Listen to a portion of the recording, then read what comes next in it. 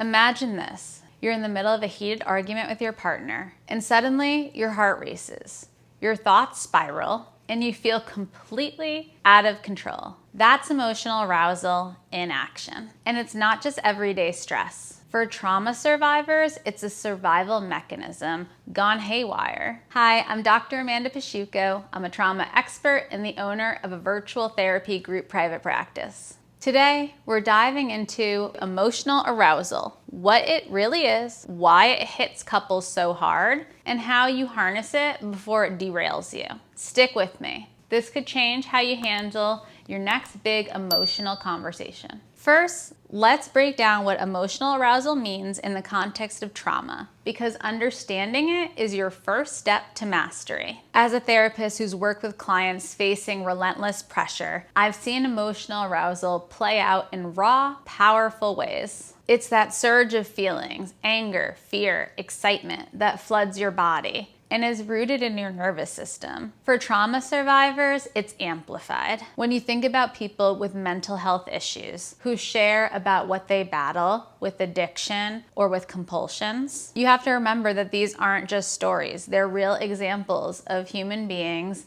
and their past wounds that crank up that emotional intensity in their body, making everyday interactions feel like life or death situations. Why does this matter? Something from childhood, loss, or having a high stress life is showing up in your partnerships as explosive arguments or sudden shutdowns. In my practice, we work to target those symptoms in individual and couples therapy because they come up and really shake the foundation of trust. Emotional arousal isn't the enemy though. It's your body's alert system. I've helped clients rewire this through targeted therapy, turning chaos into connections. How do you shift from being controlled by emotions to taking the reins? Let's move into strategies that work. First, you have to recognize the signs early. The tightening in your chest, racing mind, pause, name that emotion. That is emotional arousal from my past trauma.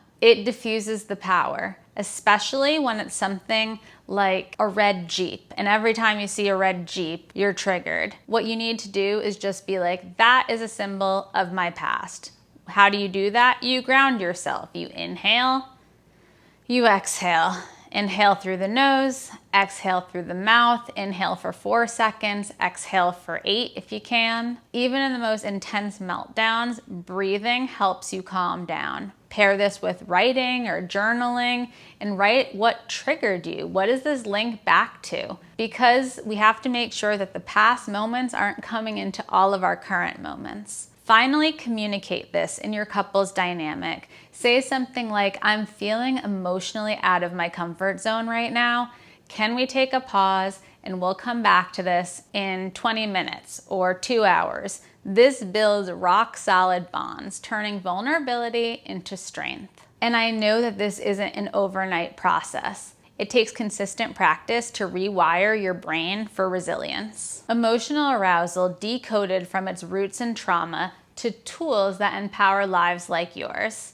If this resonated, hit like, subscribe, and the bell. Leave a comment below. We drop new videos each week. See you next week. Thanks for watching.